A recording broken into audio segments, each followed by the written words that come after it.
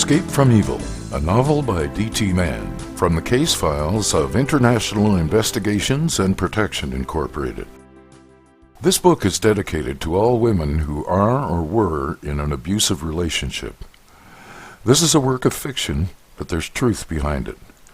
If you are in an abusive relationship, don't let him convince you it's your fault or that you made him do it. Get out now. There is help out there. I promise. Just ask for it. Save yourself. If you have children, don't let them grow up thinking this is normal. If you are a friend of someone who you think is in this kind of a relationship, help them. Be a true friend like Rissa. You can do it. Don't let your death be an end result. You are too special, and you have too much to offer. Chapter 1. Larissa sat back in her chair and nodded at the monitor. There, it's done. Adding this great picture of you to this fantastic write-up made your profile amazing, if I do say so myself, she said with a laugh. Allison loved her friend's laugh. They hadn't known each other long, but after Rissa saved her life, they became best friends. Allie loved Rissa's honesty and faithfulness. This makes you look and sound like the perfect catch. So now I'll just hit enter, and we'll wait and see how many incredible offers from incredible men come in. I don't know about this, Rissa. I think I'm too old to be looking for a man, especially on a dating site. I think you should delete it, and we'll have coffee and dessert. How about that? It's still warm. Oh my God, are you kidding me? We've gone over this before. It's time you were treated the way a woman should be treated. It's time someone other than me told you how beautiful you are. I don't want you to settle for anything less than a guy who knows your worth. Rissa, I'm not beautiful. I'm short for my height, and that makes me fat. My hair is awful, limp and blah. For heaven's sakes, I'm not good with any of this. Allie, it has nothing to do with anything you said, and by the way, you left out a couple of your assets, she said with a laugh. I'm not laughing at you, honey. It's just that everything you mentioned comes right from Scott's mouth. You bought into his crap. You have to get that abuser out of your head. How better than to meet a nice guy to show you what an asshole Scott really was and how abusive he was. Allison, I'm betting money you haven't even told me everything he said, or did to you. Have you? Rissa looked at her friend with raised eyebrows. Allie shook her head no, as if to say, I'm not letting you into my head. Rissa smiled. Allie, let's get some work done and eat that dessert you made, although you'll mush it up and move it around on your plate like you always do, so I'll think you've eaten. Rissa hugged Allie. I'll have it and enjoy every bite of it while you decide if I should hit the submit key and wait for Mr. Right. Listen, honey, the first guy or two may not be the right one, but you have to sift through them. I'm going to leave the form filled out on here. I'd like you to try it, but I won't force you. All I want from you is a promise that you'll think about it. Come on, read about the site. See what it offers and how it works. Even though I told you, maybe you should read it for yourself. Check out the form we filled out for you, and when and if you're ready to submit it, we'll do it. Okay? Allison nodded. That I can promise. Just don't bug me about it, please. I won't, honey, as long as I know you're going to look it over. You're beautiful, you know, and any man would be lucky to have you. You aren't just beautiful, you're smart, funny, and witty. But it's sad that you won't let anyone see it. That's the Allie I love so much, the Allie everyone has to see, not just me. Allison, who just turned 42, and Larissa, who turned 42 6 months ago, met 2 years ago at a wine and cheese party for Allie's now ex-boyfriend, publisher, and asswipe, Scott Jeffers. The party was held to introduce a new erotic book published by his company, Jeffers Publishing. I knew he was an asswipe to Allie before we were formally introduced, and I still think of him as an asswipe. Now that Allie and I are good friends, I have even better names for him. I watched him that night with her before he started drinking. He spoke to her like she was a dog. Sit, stay, come.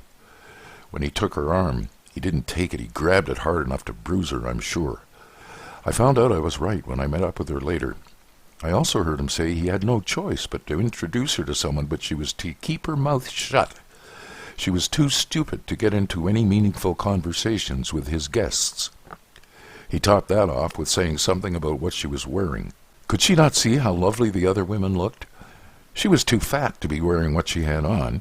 Didn't she look in the mirror when she got dressed? Right then and there, I knew I no longer wanted to work for him, and I had to make her my friend and helper. I quit my job at Jeffers Publishing the next morning. Scott's biggest mistake that night wasn't introducing Allie to Rissa. He normally had Allie on a short leash and kept an eye on everything and everyone around her. He normally watched Allie's every move, but that night he had a few too many drinks and passed out in the back office on the couch. That followed fooling around with the big-breasted redhead that was half his age, who threw herself at him all evening.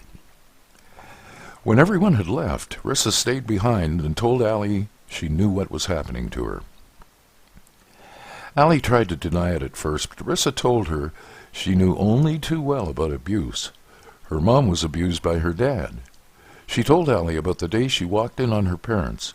Her dad had beaten her mom again and had her by the hair, holding a gun to her head. I'll never forget that day as long as I live. I stood there and I held my breath, terrified for my mom. I had to do something. I walked in with my phone in my hand with all the bravado I could muster. I told him to let her go. I tried to sound as calm as I could. I told him that I had the police on the phone and that they were on the way. He surprised me and actually let her go. I told him I was taking Mom with me, and he had till the next day to shoot himself or be gone from our home and never return. If I even heard that he was in the city, I would call the police. I then told the dispatch we were leaving and would tell them when we were safe. Really, I had nobody on the line. We got out safe and he didn't know a thing. That was years ago, and he hasn't been back. My mom is happier than I have ever seen her, and she's working and married to a man who treats her the way she should be treated. I told Allie that I told her my story because I knew what Scott was doing to her, and she had to leave him before he killed her. I told her I was quitting the next morning, and I'd like her to come with me before she became a statistic. I'd take her home and help her get her things and bring her to my place. God knows why, but it worked. That's when her terror set in. Scott would never think she was with me. He didn't know we knew each other well enough. We talked all night and all the next day.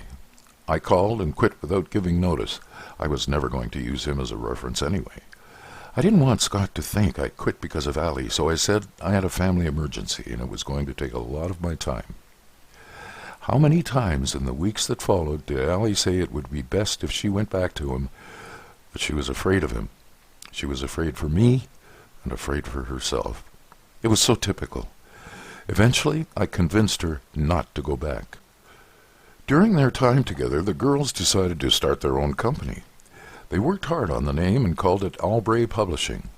Once Rissa convinced Allie she wasn't stupid and they could do this, they tried it. They opened their business offering services of ghostwriting, editing, finding agents, and publishing for authors. They couldn't keep up with the demand and would soon need to hire an extra person or two. They worked from a cute little street-level office with a 2-bedroom apartment in the back. They fell in love with it.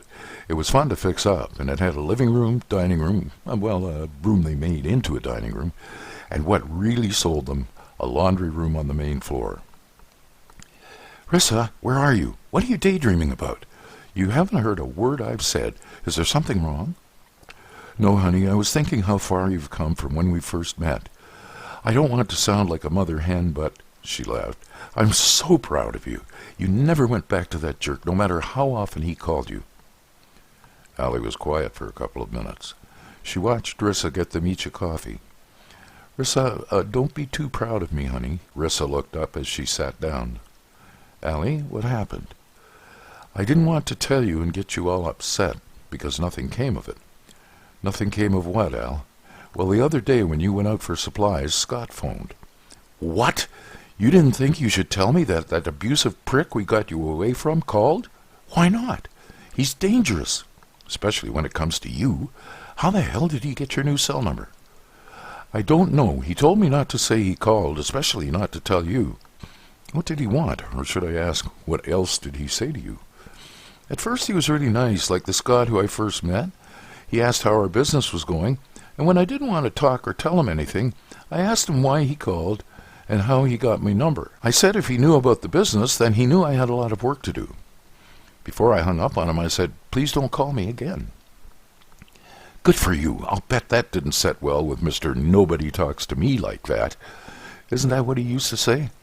Yes, and he couldn't keep the pretense up. Did he ever get angry? That's why I didn't want to tell you. He threatened you, didn't he? Tears now ran down Allie's cheeks. I didn't hear everything, but I did hear who the hell did I think I was, and who did I think I was talking to. He said I'd pay for all of this. I started to cry, and I didn't want him to know, so I said, don't call again, and I hung up on him. That made him even angrier.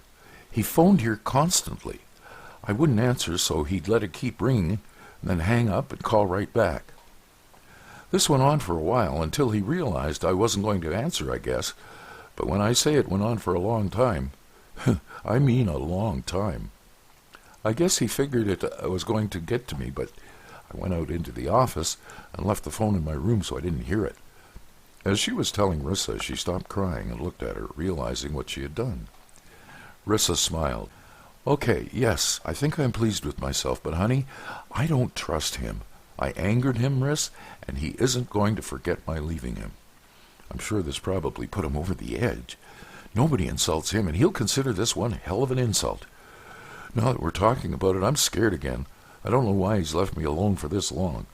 Because he was hoping I'd get comfortable, and then he could shock me. Don't worry, honey. We know what he's like, and we'll be careful. If we have to hire Rob's company to protect us, we will. I've had my fill of Scott Jeffers. Don't let him get to you. We'll get through this. Now let's have your beautiful dessert with our coffee. The next morning, Allie was at her desk in the front office. Rissa said she'd join her as soon as she finished folding her laundry. Half an hour later, Rissa came out with 2 cups of coffee. She sat down at her desk, turned on her computer, and started working. Allie, I have to talk to you. It's important. Okay, what's up? There's a guy coming in to talk to us in a half hour. He was finishing up a job and then heading over here. Who is he, a new author? No, honey, he's actually a close friend of Rob's. He's really Rob's business partner in a couple of business ventures. He's coming to talk to us about their work as a private investigator. I know it's involved, but I never asked Rob what it entails. I told Rob what happened, and he said he's sending his partner, Heath, over to talk to us about how security works and how we'll have it for the next little while. Rissa, first of all, I don't think we need security, and second, we're just starting to make some decent money. We can't spend it all on security, and I sure can't afford it on my own. Allie, honey, Rob's paying for it. He doesn't want us here without it. He was adamant, and you know what my alpha boyfriend is like when it comes to our safety. He'd come himself, but he's on a job he called close protection, whatever that is. That's why he's sending Heath. I guess there's no arguing then. When he calls, tell him I said, thank you very much. Allie went back to work, and Rissa left to check her laundry. They didn't realize how much time had passed when the door opened. They had a bell on it, not because they were expecting customers, but more in case the girls were back in their apartment and someone walked in, like right now. Allie looked up and saw a very tall, very well-built man, the most handsome man she'd ever seen. Hi, can I help you? I'm looking for Allison or Larissa. I'm Heath Barton. Rob Henderson said I'd be coming. Yes, he did. I'm Allison. Larissa is back in the apartment. Would you like to come in and have a coffee, Mr. Barton? Yes, thank you. That would be great. I've worked all night. Black, no sugar. Good. Follow me back to the apartment where it's more comfortable to talk. I'll make you a coffee and let Rissa know you're here. Allie led the way back into the apartment. They were part way across to the kitchen when she asked Heath if he'd like to sit in the kitchen or in the living room. I think it would be easier for me to explain everything if we were in the kitchen. Before we go any further, I have a question. Sure, for me or for both of us? She turned and smiled at him, trying not to look as nervous as she felt. For both of you, but until I see her, I'll ask you. When you're working, go back to your apartment. Do you leave the front door unlocked? Yes, we have a bell on it so we can hear if anyone comes in. Do you have much walk-in business? No, most of our business is by appointment. Good. You'll have to put a sign on the door that says by appointment only with the phone number. If you girls are worried about this guy Rob told me about, how will you know if you're in the apartment and he comes walking in? Then what will you do? It won't matter if you have a bell on it, will it? Allison watched him as he walked back to the front door and locked it. Then he walked back to her. Now, let's talk. Are you always this forward and bossy, Mr. Barton? As soon as it was out of her mouth, she regretted it and covered her mouth with her hand. This is Rob's best friend, and heck, it's his partner, so I should be open-minded. Just because I think he's rude doesn't mean I have to be. I just don't like the way he walks in and takes over. Here we go again. I'm so sorry, Heath. I shouldn't have said that. It's out of character for me. I know you're only trying to help, and it was rude of me. I guess I'm letting the way I'm always on the defense take over. You're right, it was rude, and you shouldn't have said it. I'm the guy who's here to protect you and to make sure it's safe for the two of you. Okay, gee, I said I was sorry. They continued into the kitchen, and while Heath took a seat, Allie made him a mug of coffee from their one-cup machine. As she was making it, before she had the chance to call her, Rissa walked in. Oh, hi, I'm sorry, I didn't know anyone was here. You must be the guy Rob asked to come by and help us. I'm Rob's girlfriend, Larissa. Call me Rissa. I can't believe we haven't met before now. She put out her hand to shake hands. Heath had stood when she walked in. He shook her hand and then sat back down and took a sip of his coffee. I work a lot of nights, so it's hard to meet people. I was telling Allie, if you don't work with street traffic, your front door should be kept locked at all times. Put a sign on the door saying by appointment only with the phone number. You actually sound like a bigger firm that way as well. My suggestion is to also cover all the windows out there. That's a great idea, isn't it, Al, don't you think? Yep. God, I sound like a spoiled brat who's been admonished for being bad and is now still sulking. Both Rissa and Heath looked at her after her one-word answer. I had better snap out of this. Heath, what would you suggest we put on the windows, and how do we let our appointments in when we do set them up? Listen, girls, what I'm telling you right now is a result of some quick observations. I'm going to get everything put together before I get back. When it comes to protection and surveillance, there's lots of planning. If we don't plan down to the most minute detail, someone will get hurt. Or worse, someone will get dead. He watched them to make sure he was understood, especially by little Miss Allie.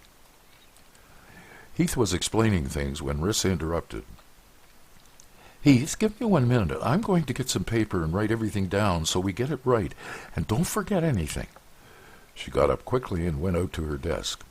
While she was gone, Allie played with the sugar bowl, knowing Heath was watching her. Finally, she looked at him. Mr. Barton, you don't have to stare at me. I know you're still angry, and there's no reason to be. I said I was sorry, and I am. I spoke too quickly, and I shouldn't have. Yes, miss. He looked down at his paper, checking her name. Miss Anderson, you're right. You did speak too soon, and it was out of order. I heard a little of what, he again looked at his paper, this Scott Jeffers did to you. He should be in jail from the little I know about him. I took this job because there's no doubt in my mind this man will try to get to you, and will do it here. I will do what I can to protect you from him. But, he paused for effect before speaking again, I don't need you acting like a brat. I need you to listen and do everything I say. Excuse me? I'm 42 years old. I don't think I act like a brat. I try to stand up for myself, something that I was never able to do with Scott. You, Mr. Barton, can show a little patience and be a little nicer. Do you want me to be patient and nice, or do you want me to protect you, Allison? If you want patient and nice, find someone else. If you want protection, I'm your man, and the best there is. My next commitment to you is you had better do as I say. Now, Allison, which would you like? I'd like your protection, Heath, and I'll listen to any suggestions you have. I really am sorry for speaking out the way I did, and it won't happen again. It had better not. Your life is at risk, and I don't tolerate brats. Allison, you may find yourself across my knee. Before she could reply, Rissa walked in. Sorry it took so long. I had to answer the phone. Heath and Allie glared at one another until he looked away and replied to Rissa, No problem. Allie and I were getting to know one another. Weren't we, Allie? Allie looked at him with flared nostrils. Yeah, we were. Who was on the phone, Riss? It was Rob. He wanted to know if Heath had arrived. He reiterated how good you are, Heath. She smiled at him. He also wants to take me to dinner tonight. She giggled. Did you tell him you were going to go, Rissa? Heath asked. I did. Is that okay? Allie didn't wait for Heath to reply. Of course it is. You can't put your life on hold because of me. "No, Rissa, you can't," he said. "Allie's right. I'll stay here while you're gone. But you tell Rob he's to come in and get you, and then bring you in when I return." He was laughing. "He knows all this. He works security. I just like to yank his chain once in a while." Allie laughed, but it came out more as a smirk. "Oh, I believe that." He narrowed his eyes, but didn't say anything.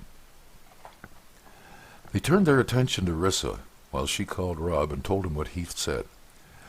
"Okay, honey, I'll tell him. Love you." Rissa hung up, laughing. She looked at Heath. He was smiling. "Heath, Rob said thanks for the tip. He wasn't sure what he should do. He didn't say it exactly like that. He put some nasty words in the sentence. I cleaned it up. He then called you a name, which I won't repeat. He did say for you to go home and get some sleep, that he'd take the night shift as long as you're here while we're out. He'll call one of your men to sit outside till one of you are here, as long as we keep the doors locked. We don't have anyone coming, so it's no problem. He'll sleep in my room. Is that okay? Or should he stay awake?" "No, tell him he can sleep, but pick up a good quality baby monitor for the front so he can hear the door." "Is there a back door?" The girl said there was, so he told her to tell Rob to get 2 monitors and mark which is for the back door and which is for the front. He told her to ask Rob what time he should be back here. He said he'd be back at 6 and for Rob to call if he preferred a different time. Rissa said she had it all written down and would call Rob back as soon as they finished talking. Heath told the girls he would also bring something for the phone when he returned, so if Scott called again with threats, he'd have him recorded.